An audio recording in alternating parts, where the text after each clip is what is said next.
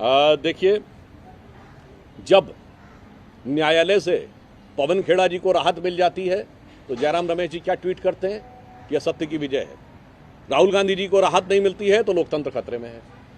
अभी सर्वोच्च न्यायालय के 2 निर्णय आए पिछले हफ्ते, जिसमें कांग्रेस पार्टी का यह दावा था कि वो उनके पक्ष में रहे तो न्यायालय ठीक है, राहुल गांधी जी पे सजा हो जाए तो न्यायालय खराब है। अगर आप चुनाव जीत जाते हैं तो लोकतंत्र खतरे में नहीं है। आप कर्नाटक जीत गए तो चुनाव आयोग भी सही है, ईवीएम भी सही है। आप उत्तर प्रदेश और गुजरात बैडली हार गए तो चुनाव आयोग पर भी प्रश्न चिन्ह है। और इस पे तो मैं सिर्फ उनसे कहना चाहूँगा कि बेहतर होगा कि वो उस पुराने दोहे को याद करें कि बुरा जो देखन मैं चला, बुरा न मिलिया कोई, जो दिल खोजूं आपना मुझसे बुरा न कोई। न्यूयॉर्क में एक आयोजन का होने जा रहा है राहुल गांधी के कार्यक्रम का। उसमें तमाम ऐसे संगठन और लोग जुड़े हुए हैं जो भारत विरोधी लॉबी के हों और पाकिस्तान के आतंकी संगठनों से सीधा उनका संबंध है। जैसे मस्जिद अल वली का है, दारुल इस्लाह का है, तजीम अंसारी, ऐसे लोग उसके व्यवस्थापक हैं। देखिए, एक प्रश्न तो मन में स्वतः उत्पन्न होता है कि श्री राहुल गांधी जी इवन कांग्रेस की सरकार के समय में भी भारत में ना तो थिंक टैंक्स के द्वारा बुलाए जाते थे, ना बड़ी यूनिवर्सिटीज के द्वारा बुलाए जाते थे। ये विदेश में ही उनको कैसे बुलाया जाता है, यह प्रश्न मैं दर्शकों के और देश की जनता के विवेक पे छोड़ता हूं। ये बात बहुत साफ समझ में आती है कि यदि आपको अपना ज्ञान उद्भासित करने के लिए भारत के संस्थान नहीं बुलाते, और हमारी सरकार छोड़िए, जब आपकी सरकार थी तब भी नहीं बुलाते थे, तब भी आपको कभी नहीं दिखेगा कि वो किसी भी प्रकार का जाकर विचार व्यक्त करते हैं।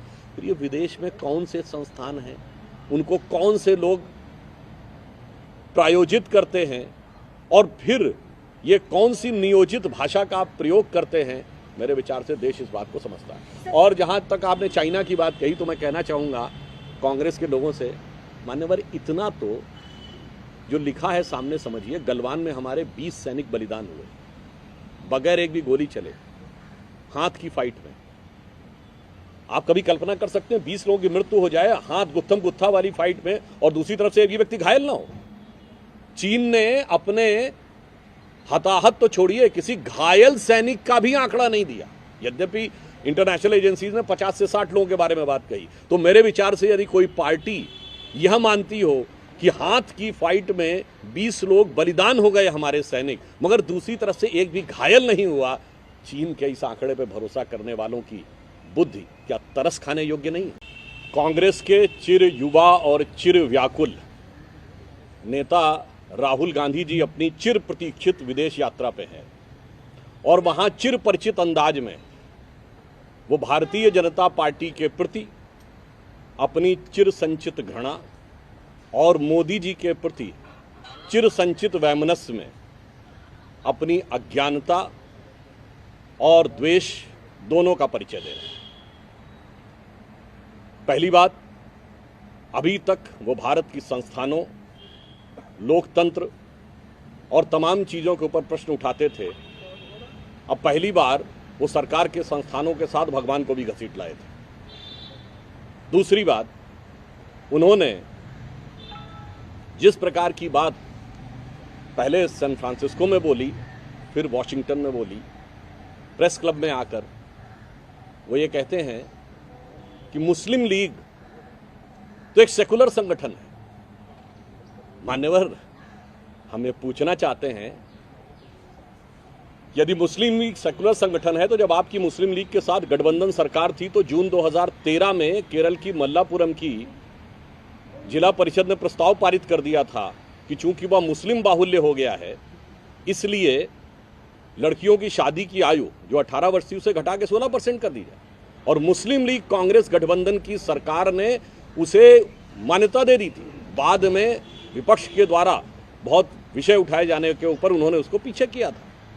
तो ये सेकुलरिज्म था बिल्कुल राहुल गांधी जी की और कांग्रेस पार्टी की बुद्धि के आधार के ऊपर। मुस्लिम लीग जो कि 47 में बनी कैसे थी, ये कहते हैं साहब उस मुस्लिम लीग से कोई कनेक्शन नहीं। तो मैं बताना चाहता हूं, आज का पूरा साउथ इंडिया जिस मद्रास प्रेसिडेंसी में था उसमें लगभग सारी सीटें जिन्ना की मुस्लिम लीग ने पाई थी, और 95% वोट पाया था, वो सब चले गए क्या? उसी के तुरंत बाद इसका गठन हुआ। कोई बात नहीं, नाम से ही काफी है। कांग्रेस के नेता कहते हैं पढ़े लिखे नहीं है क्या? मेरा कहना है दिखाई नहीं पड़ता क्या?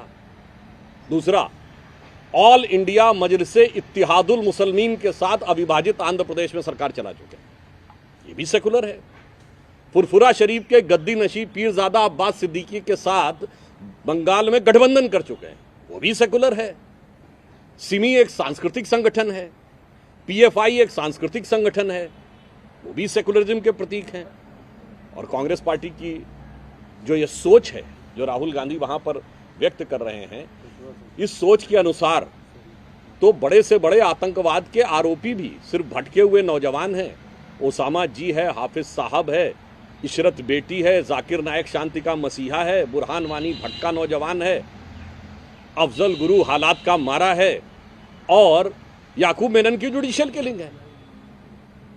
तो मुझे लगता है कि आप जब 7 समंदर पार जाते हैं, तो हम सब लोगों ने सुना होगा पहले कि किसी का दिमाग 7वें आसमान पे पहुंच जाए तो उसे कुछ समझ में नहीं आता। मुझे लगता है राहुल गांधी जब 7 समंदर पार जाते हैं तो उनका दिमाग पता नहीं कहां हो जाता। जो दीवार पे लिखी इबारत की तरह साफ है, वो भी अगर उन्हें समझ में नहीं आए तो मुझे लगता है कि ये भारत की सबसे पुरानी पार्टी के तथाकथित सबसे युवा नेता के लिए की बुद्धि के ऊपर सबसे बड़ा प्रश्न चिन्ह है। और दूसरा, मैं एक और बात भी कहना चाहता हूं, आप तो वहां गए हैं ना, जिसको आप कहते थे so called defenders of democracy. Bar bar Congress party ये कहती है कि साहब ये विषय नहीं, मुद्दे की बात करो, अर्थव्यवस्था की बात। तो एक बार ये भी बोल देते कि जिस सिलिकॉन वैली में जाके आप बैठे हैं, वहां सिलिकॉन वैली बैंक बैंकरप्ट हो चुका है पिछले दिनों में। अमेरिका में रेट ऑफ इन्फ्लेशन क्या है? पिछले 30-40 सालों में सबसे ज्यादा है, 5% के आसपास है। लेटेस्ट देखेंगे तो 4.95 है। भारत में अभी भी लास्ट रेट ऑफ इन्फ्लेशन 4.7 है, ग्रोथ रेट हमारी 7.2 है। ये भी बता देते कम से कम ईमानदारी से जो आप कहते हैं। और मैं ये भी बताना चाहता हूं, अमेरिका में स्थिति ये कि वहां भुगतान का संकट भी है, और नवंबर 2021, और शायद डेट है 21 नवंबर, आप लोग चेक कर सकते हैं जाके, व्हाइट हाउस की प्रेस रिलीज देख लीजिए, उन्होंने स्ट्रेटेजिक ऑयल रिजर्व खोले कीमतों को कम करने के लिए। उसके बावजूद मोदी जी के नेतृत्व में भारत वर्तमान परिस्थिति में सबसे बेहतरीन ढंग से चल रहा है। मेरे विचार से सबसे अधिक विदेश भ्रमण करने वाले नेता को यह तो भी बोलना चाहिए था कि भारत IMF के अनुसार और अभी लेटेस्ट ग्रोथ रेट के अनुसार सबसे बेहतर स्थिति में है। परंतु क्या कहा जाए, न अर्थव्यवस्था का ज्ञान है, न राजनीति का ज्ञान है, केवल दिल में भरा हुआ भाजपा और मोदी जी नहीं, भारतीय संस्कृति के प्रति एक अवमानना का स्थान है। इसीलिए जितनी भी बातें हम लोग पहले बताते हैं, या प्रधानमंत्री जी ने कहा कि भारत मदर ऑफ डेमोक्रेसी है, तो कभी ये भी बोला होता। कभी आप राहुल गांधी जी की किसी स्पीच में देखिए जिन्होंने उन्होंने कहा हो कि India is the mother of democracy. इसलिए हम ये कहना चाहेंगे कि जो कुछ राहुल गांधी जी ने किया है वो ना अनजाने में किया है, बहुत सोच समझ के किया है। ये कांग्रेस पार्टी और राहुल गांधी जी आदतन करते हैं, फितरतन करते हैं। और अगर कहा जाए, इसको अन्यथा न लिया जाए, तो कुछ हद तक कांग्रेस पार्टी ये सब शरारतन करती है। परंतु मैं यह कहना चाहता हूं कि भारत की जनता बहुत प्रबुद्ध है। वो मुस्लिम लीग के सेकुलरिज्म, इत्तिहादे मुसलमीन के सेकुलरिज्म, पीरजादा अब्बास सिद्दीकी के सेकुलरिज्म, सिमी के सांस्कृतिक संगठन होने का सारा अर्थ समझती है। और अर्थव्यवस्था के आधार पर भी मैं या कांग्रेस पार्टी से विनम्रता से कहना चाहता हूं कि जितने देशों का दौरा पिछले कुछ समय में राहुल गांधी जी ने आदतन किया है, फितरतन किया है, उनमें से एक देश बता दें जहां आज की डेट में रेट ऑफ इन्फ्लेशन भारत से कम हो और रेट ऑफ इन्फ्लेशन भारत से ज्यादा हो और रेट ऑफ ग्रोथ भारत से कम हो।